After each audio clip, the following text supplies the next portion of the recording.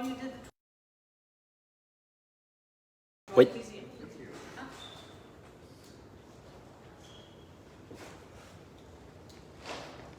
Hello everybody. We are here at the Sacramento History Museum. We're doing a quick live here on Facebook today to talk about the first woman-owned newspaper in the United States. The newspaper, I've set a little bit of type here that I'm going to print in a little bit. This newspaper first published in January 1849 by Amelia Bloomer.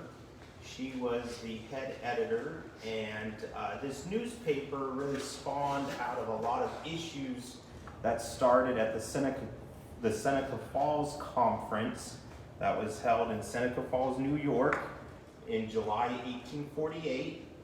It's also where the famous Declaration of Sentiments was written, largely by Elizabeth Cady Stanton, and was the mirror of the United States, or the regular American Declaration of Independence, a issue to raise women's rights. But actually, this newspaper that I'm going to be talking about, women's issues, was not the forefront for its creation. Its actual main issue was the idea of temperance. Temperance at this time, by the mid-19th century, was growing to try to pass some sort of laws to restrict alcohol consumption for individuals.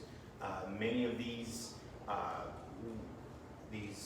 temperance groups saw alcohol as a major issue for abuse in the household, also for keeping the lower class from not advancing themselves. Lots of different ideas circled around temperance that eventually led to the 18th Amendment in 1919. But temperance was only just a mere portion of this newspaper. I want to show you what that first edition looked like here.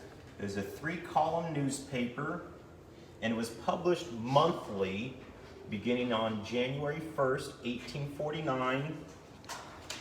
And the newspaper was quite successful. It was first publishing about 500 to 600 copies a month, but it started to gain popularity when the editor themselves started to grow into different topics. Elizabeth Cady Stanton, Susan B. Anthony were writing articles for the paper focusing on women's rights, and the editor themselves caused a bit of a controversy because we know of, she is the one that popularized the idea of bloomers. Now, she herself claimed that she was never the inventor or anything like that of bloomers, but her idea of wearing a longer outfit with pantaloons really skyrocketed the popularity of this newspaper, almost to the point that they were actually publishing 5,000 copies a month. And it did gain a lot of popularity nationwide. I'm going to roll some ink here across this type. Get a little bit more here.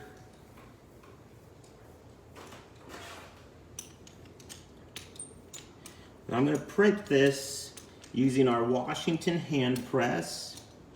This is manufactured in 1852 in Cincinnati, Ohio by the Charles Foster and Brother Company. A very similar hand press would have been used to publish this newspaper. Close the tip and run the bed under the platen. Pull the devil's tail here, which activates the figure 4 toggle. Makes that impression, and that's why it's called a printing press. This newspaper that I'm talking about, published by Ms. Bloomer, was the Lily. And she actually didn't really like the name of the Lily. It was first created by a committee that was involved at Seneca Falls. But Ms. Bloomer became the main editor and publisher and typesetter and everything involved in the paper. But because the newspaper had become so popular, she decided not to change the name. Now she sold the newspaper to a Mary Birdshaw, and she kept the newspaper running in 1854, and the newspaper continued to be published until December 15th, 1856. But it is the Lily, after all, that really sparked this idea of publishing about women's rights in the newspaper and ideas of women's suffrage that continued throughout the 19th century and eventually leading to women gaining the right to vote in 1920. Thank you for joining me here today at the Sacramento History Museum as I talked about the Lily here, and check out our other videos on the history of newspapers. Thank you, everybody. Have a good one.